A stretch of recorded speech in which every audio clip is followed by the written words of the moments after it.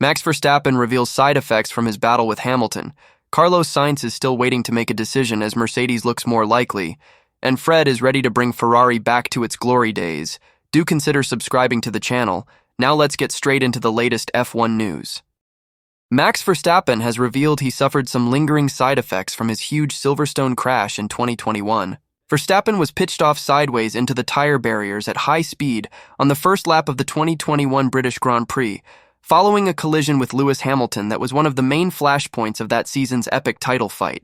Racing through cops side by side, Verstappen and Hamilton made contact that resulted in the Red Bull driver spinning off and slamming into the tire barriers at high speed. The Dutch driver could be heard moaning in pain and initially struggling to breathe over the team radio, having suffered a 51G sideways impact. Recovering sufficiently to be able to clamber out of the cockpit, he was taken to hospital for precautionary checks while the race continued.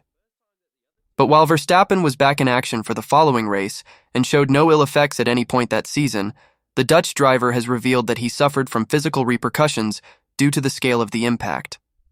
Speaking to Red Bull publication The Red Bulletin, Verstappen revealed how the effects affected him quite badly during the 2021 United States Grand Prix, one of his most impressive victories that season as he held off Hamilton for the victory under intense pressure in the closing stages. Since my Silverstone crash, I've struggled with visibility problems, especially on undulating circuits or those with lots of advertising boards on the side of the track, he said. In this race, Austin 2021, I wasn't just fighting against Lewis, but also against blurred images. It was like driving a speedboat at 300 km/h. I've never said this before, but it was so bad for a few laps that I seriously considered turning the car off. The only thing that helped was to concentrate on my breathing with Lewis breathing down my neck. An important win that I desperately needed in the championship fight. The crash, 3 years ago this week, turned what had been a terse championship fight between Red Bull and Mercedes into one of outright hostility as the Milton Keynes-based squad reacted angrily to Mercedes celebrating Hamilton's win later that afternoon. Hamilton had been given a time penalty after being found predominantly at fault for the crash, but, in the absence of Verstappen, was able to overcome the penalty to win the race and close the gap significantly in the championship. Red Bull team boss Christian Horner was particularly incensed, telling Formula1.com, "For me, it's very clear. Lewis has stuck a wheel up the inside of one of the fastest corners on this world championship. He's driven this circuit for years. You know you don't do that here. The result, thank God we haven't had a driver that's been seriously injured or worse today." Speaking to Channel 4, Horner labeled Hamilton's move up the inside into Copse as desperate and said, "Copse is one of the fastest corners in the world. You don't stick a wheel up the inside. That's just dirty driving." Max had a 51G accident. Thank God he walked away. That's the biggest positive that we've had today. So yes, just relieved to see him. He's in the medical center. But he's walked in there on his own doing a 30-minute precautionary check, but hopefully, so far so good. He was massively winded, he added. That's a hell of relief to see him get out because that corner is one of the fastest on the calendar. It was completely out of order to stick a wheel up the inside there. Later that year, Horner also revealed Verstappen had been briefly knocked out by the impact.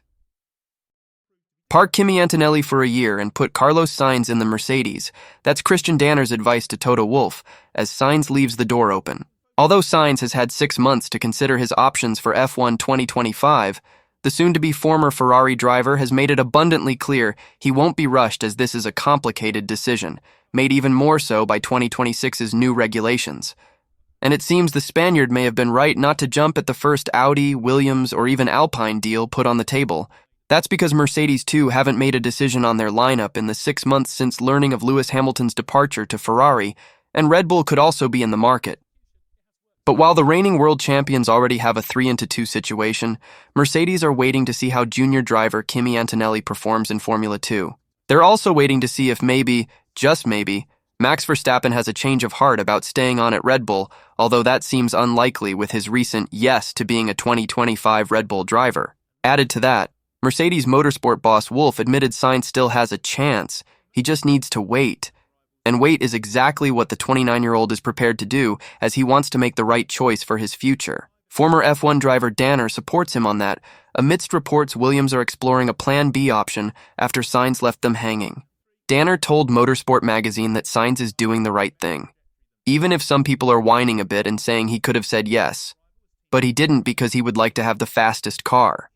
Of course he didn't agree because the car is crap. He'll drive for Williams rather than not drive anywhere. But as long as he has other options, he has to keep them open. Danner, though, has a solution for both Sainz and Mercedes and has urged Wolff to sign the three-time Grand Prix winner on a one-year contract. Asking the question is Antonelli, Mercedes' junior driver, the right man to replace Hamilton at Mercedes. He feels Wolff should delay his promotion into F1 and instead put Sainz in the car. "I'd put him Antonelli off," he said. "Kimi can also be parked for another year. Toto now has to decide who is really the best for me. And of course, that is Carlos Sainz. We don't even need to talk about it. Carlos knows that all the options he has, with the exception of the Mercedes option, which is now reopening, put him in a car where he will be back at Toro Rosso level. That's not what he wants. That is certainly the reason why he is currently intensifying his talks with Mercedes, logically linked to the enthusiasm that the car is now at least de facto capable of winning again. And although Sainz would only be agreeing to a one-year deal, thus meaning more talks for 2026, Danner reckons if he does well in 2025 with Mercedes, he'll retain the seat.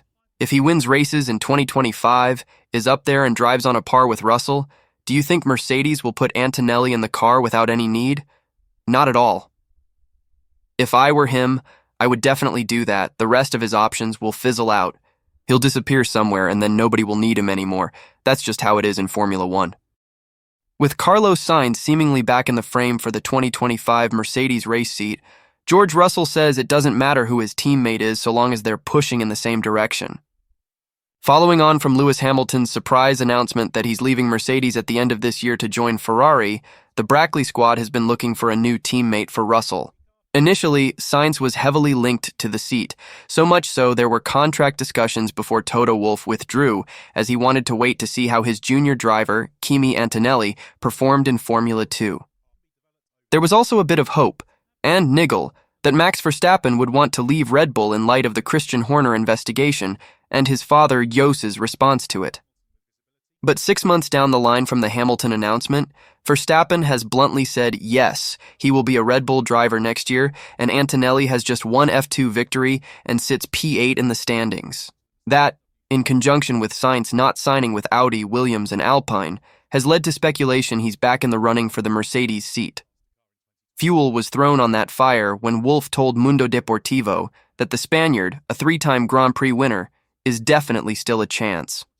Wolff's only caveat is, and it is a big one given Sainz's potential, 2025 teams are signing other drivers, Sainz has to wait as Mercedes want more time to decide. But Russell, his potential 2025 teammate, doesn't care whether it is Sainz or Antonelli or even Verstappen. He just wants a teammate who will help him push Mercedes back to the very front of the F1 grid. "I'd welcome anybody to be honest," he told the media. "I've been lucky having Lewis for the last 3 years, and we've had some great battles in the last couple of years. But as a driver, I think it's important you have a good relationship between the two of you just to help that team momentum and pushing in the same direction. But ultimately, and when you walk into your garage, you put your helmet on, you jump in your car. It doesn't really matter who sat in the seat alongside you. It's like the race last week. When there's been a drama or a bit of action, that's where the talking should be, and that's how it always will be. As for whether the talk of Antonelli or even Verstappen being Mercedes' future and the team chasing a new number 1 driver to replace Hamilton, Russell shrugged that off. No, to be honest, I think the results speak for themselves and I don't need to talk about it, he said. As many drivers say, you do the talking on the track, and I think the season's probably one of the best I've ever had in terms of my own performance and grabbing the results when they're coming. Of course, there's a lot of talk about the second seat, but that's normal. It's exciting. Mercedes, one of the most successful teams in the sport, and it's a seat that many drivers want. It's like the race last week. When there's a bit of drama or a bit of action, that's where the talking should be, and that's how it always will be. Yeah, nothing really more to say. Russell in 7th in the drivers' standings on 111 points, a point ahead of Hamilton after the 7-time world champion's British GP win. The upgrades introduced by the Carb team over the Spanish Grand Prix weekend sapped the car's performance, but CEO Peter Bayer is confident the issue has been alleviated. The V-Carb team rolled out for the Spanish Grand Prix with an updated floor, rear wing, and engine cover, only for Daniel Ricciardo and Yuki Tsunoda to put in the most subdued weekend the Faenza-based squad had encountered up to that point in the season. Having scored points in the previous 4 races, Spain saw the 2 V-Carb cars come home well outside the points with 15th and 19th place. While not completely rowing back on the upgrades for the Austrian Grand Prix, using a mixture of old and new components for evaluation throughout the weekend at the Red Bull Ring brought the team back into the top 10. This evaluation continued on for Silverstone, with the team having gotten to grips with what had and hadn't worked from the upgrade package, allowing for the reintroduction of newer parts back onto the V-Carb Z01. With points finishes in both Austria and the UK, the issues thus seem alleviated, the team having understood its issues and responding quickly to ensure no mid-season slump.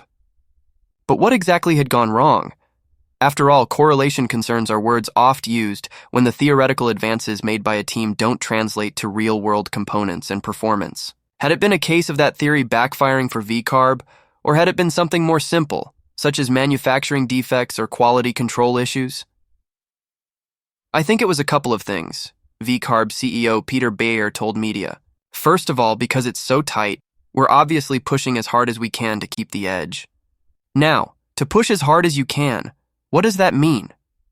Well, it means that, in the design process, you're pushing the guys to go to the limit, and in the factory, you go to the limit, meaning we run 3 shifts at the moment producing the parts. 3 shifts mean 24 hours. The pressure is as high off track as it is on track. In that process, there were a couple of things as far as I understand. There was a slight correlation issue with one of the aerodynamic parts. Because ultimately, we've been very strong in slow corners, we're not very good in terms of drag and efficiency, so we tried to give up a bit of slow corner strength for high speed. And we did that. But, as we found out, we gave up a bit too much of slow speed. So, once we understood that, we could go back. Then in terms of production, we had an issue with the rear wing, with a piece that was filled with aluminium. It turned out that aluminium was not strong enough to stand the load on the rear wing. It didn't break, but it started to flop because it was not strong enough ultimately. There was a small bit missing also on the wing, and obviously that could be fixed within a week, and we had the new wing on the car in Austria, where now the pieces are made of titanium and not of alloy, and it works. With the issue taken care of almost immediately, allowing V-Carb to respond with points finishes at the 2 races immediately following the introduction of the troubled upgrade package, Bayer said it had been imperative for him to ensure calmness within the squad. I think that the worst thing to do in that moment is to panic and to try and blame or be too proud and say, "Oh, no, this will work," he said. It doesn't work. Honestly, I have to say the whole team was great. I'm quoting someone from our team, a new team member who said to me after the debrief, "Peter, this was quite amazing. I've never seen a team reacting so calmly and so decisively in terms of saying, okay guys, issue 1, 2, 3, 4, 5, you take care of that and we'll meet again in 2 hours and we'll get this. If we don't get it today, we'll get it next week." This guy has been in more than one Formula One team. Honestly, it was a superb job by the team. There's a simpler way of doing this. All of us have to be performance obsessed, meaning that if we see that something's not working, let's try and fix it proactively. Let's not wait until your neighbor is picking up the ball. You go yourself, you do it, you pick it up, you fix it with the help of the people who know how to do it. No blame, don't finger point. And on top of not blaming, we need to know the truth, so no bullshit. Heading into the Silverstone weekend, Ricciardo confirmed that the mixture of parts fitted to the car was a mixture, half and half, of new versus old parts, and said the upgraded parts that hadn't worked out had still allowed the team to better understand what had gone wrong in relation to the theory. It's not unlikely to have some downgrades through the season. They're not unfortunately all upgrades, he said. But up until that point, I felt everything we were putting on the car worked and was giving us performance. So yeah, it's also okay to understand why it didn't work so that what we bring moving forward is obviously going to benefit us. So yeah, a little bit of understanding to take place, but we have confidence that we now have, currently, the best parts on the car. Bidding farewell to technical director Cardel, rumors say to make room for Adrian Newey, Ferrari team boss Fred Vasseur is in a UK recruitment drive, and it is partly thanks to Lewis Hamilton. As the years tick on towards 2 decades since Ferrari last won a championship title, The Scuderia have blown hot and cold in F1's ground effect aerodynamic era. Red Bull's only challenger in 2022, they fell well short of the title with the race over by the summer break, while in 2023 it is fair to say no one but Red Bull factored. This season, led by team boss Vasseur with Cardel as the team's technical director, Ferrari seemed to have closed the gap only to drop the ball with their Spanish Grand Prix upgrades. But failing to match Red Bull was the least of their problems, with the Scuderia falling behind McLaren and more recently Mercedes in the on-track pecking order. Scoring the least points of the four teams since Charles Leclerc's Monaco GP victory, were it not for Ferrari's 2 early season wins, they'd be fourth in the Constructors' Championship. It has Vasseur notably seeking outside help for Ferrari's development. The team once mocked by Niki Lauda for its spaghetti culture, given the strong Italian influence within Ferrari. Vasseur is the first non-Italian team boss since his compatriot Jean Todt to lead Ferrari. Todt have famously been 1/4 of the Ferrari Dream Team that included Michael Schumacher, Ross Brawn, and Rory Byrne. Under Vasseur's leadership, Ferrari have said farewell to key Italian figures in Cardel, who is off to Aston Martin, and also Simone Resta and Enrico Sampo. It is a notable change to former team boss Mattia Binotto's leadership, with the Italian focusing on people who grew up in Maranello, as well as those brought into the Ferrari ranks as youngsters, as Formula 1A Uno points out. But it's one that could yet see Ferrari sign acclaimed F1 designer Adrian Newey. The Englishman has been heavily linked to Ferrari, to the point a pre-agreement has been suggested after a secret meeting with a Ferrari representative at an airport. Vasseur, though, has been tight-lipped on the prospect of signing the 25-time championship-winning designer. At least he was until a recent interview with the Financial Times, where he gave the biggest clue yet as he admitted he is chasing UK designers. "We have good people at Ferrari, but I want to reinforce," said the Frenchman. "Most F1 technicians are in the UK. If you move from Mercedes in Brackley to Red Bull in Milton Keynes, you keep the children at the same school, you keep the same house. From Friday to Monday, you can switch. Coming to Italy, it's a different story. You have to move the family. It's a change of life. The move of Lewis will help us." Newey, however, doesn't need to worry about uprooting children, as his are all out of school while it has been suggested, but not confirmed. His wife Amanda is keen on moving to Italia. Hamilton is joining Ferrari next season, and Vasseur reckons signing the 7-time world champion shows the world and UK designers how serious Ferrari are in their quest to win a world title. Could Newey follow Hamilton to Maranello? Watch this space. Sauber have announced another key appointment for their upcoming Audi F1 switchover, with Stefan Strands joining the team as program director. Strands has been with Mercedes for the past 13 years and will take on the role in October as he moves into a job that will see him report directly to Sauber Group CEO Andreas Seidel, who is overseeing the team's transition to Audi. Audi F1 announced key arrival with new program director.